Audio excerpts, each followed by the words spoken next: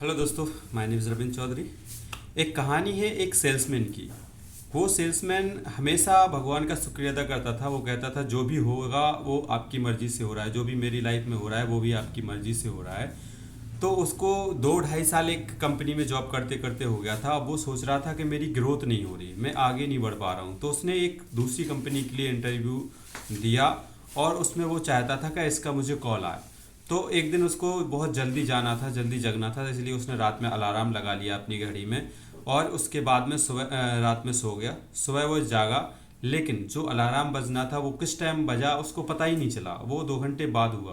5 बजे का अलार्म लगा, वो 7 बजे जगा, तो लेट हो गया। जल्दी जल्दी से वो जाने के लिए जागा और अपने नीचे गया। बाइक के पास पहुंचा तो बाइक स्टार्ट ही नहीं हो रही थी उसकी, और उसकी वजह से वो बहुत ज़्यादा लेट हो गया। जैसे बाइक स्टार्ट नहीं हुई, वो अपने ऑफिस में गया। वहाँ से ऑफिस में पहुँचा तो वो इसी चीज़ का इंतज़ार कर रहा था कि जिस कंपनी में उसने इंटरव्यू दिया था उस कंपनी का कॉल आए। वो उसको बहुत ज़्यादा पसंद थी वो कंपनी। लेकिन क्या हुआ कि उसको कॉल आया ही नहीं, दोपहर तक उसका कॉल नहीं आया और वो जल्दी जल्दी भाग के आ रहा था। इसके चक्कर में वो टिफिन लेना भूल गया। तो उसने क्या करा, वो कैंटीन के पास में गया और जैसे ही वो कैंटीन के पास में गया तो कैंटीन बंद थी। तो उसको और ज़्यादा गुस्सा आया कि भगवान, हम हमेशा आपके हिसाब से काम करते हैं, आपके लिए हर एक चीज़ करते हैं, लेकिन ऐसा क्यों हो रहा है? जिसकी मुझे ज़रूरत है वो क्यों नहीं हो रही मेरे साथ में? तो जैसे ही उसने कैंटीन बंद थी तो पूरे दिन का भूखा। उसके बाद उसके कॉल आई, जो कॉल इंटरव्यू के लिए कॉल आई, उसने जैसी बात करी और उसकी आधी भी बात नहीं हो पाई और फ़ोन कट गया। जैसे ही फ़ोन देखा तो उसका फ़ोन स्विच ऑफ था। तो फिर और ज़्यादा गुस्सा हुआ। वो कह रहा है कि भगवान, ऐसा क्या है? हम जो भी काम करने के लिए सोच रहे हैं आप वो हमारा काम ही नहीं करने दे रहे हैं। अब ये फ़ोन स्विच ऑफ हो गया। तो जैसे ही वो उसका फ़ोन स्विच ऑफ हो गया फिर उसकी बात पूरी नहीं हो पाई। वो ऑफिस पूरा ख़त्म करके घर पहुंचा। तो जैसे ही वो घर पहुंचा और घर पहुंच के अपना खा पी के वो जैसे ही सोने वाला था, तो सोने वाला था ही और उसके घर पर लाइट चली गई। तो जैसे ही उसकी लाइट चली गई तो वो और ज़्यादा गुस्सा हो गया कि क्या है, मेरे साथ में ही क्यों ऐसा हो रहा है। बहुत ज़्यादा परेशान हो गया वो।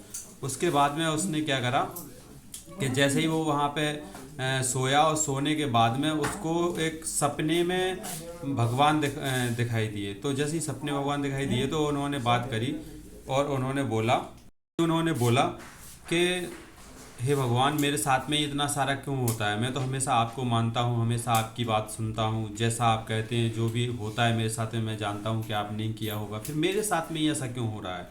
तो ऊपर वाले ने सपने में उससे कहा है कि देखो, जैसे ही सुबह तुम्हारा अलार्म अगर बजता और तुम जल्दी जाते और जल्दी तुम जागते अगर, तो तुम्हारी बाइक से जाते तो तुम्हारा एक्सीडेंट हो जाता। इसलिए वो बाइक, तुम्हारी अलार्म मैंने ही सेट हुआ था, उसको हटाया और आपकी बाइक जो थी वो मैंने ही ख़राब कर दी, जिससे कि तुम समय वहाँ पर बाइक से ना जाओ, तुम्हारा एक्सीडेंट ना हो।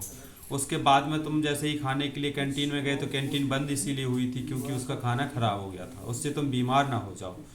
उसके बाद में जैसे ही आगे गए तो तुम्हारा जो फ़ोन था, जो फ़ोन तुम्हारा इंटरव्यू वाला कट हो गया, वो क्यों हुआ? क्योंकि जिस व्यक्ति से तुम फ़ोन कर रहे थे वो बहुत ही एक नंबर का फ्रॉड था। वो अगर उसके साथ में तुम जाते तो तुम फंस जाते, इसलिए उस तुम्हारा फ़ोन डेड मैंने कर दिया बीच में ही। उसके बाद तुम शाम को घर आए तो घर जैसे ही आए तो तुम्हारी लाइट कट हो गई। लाइट कट हो गई, तुम परेशान हो गए।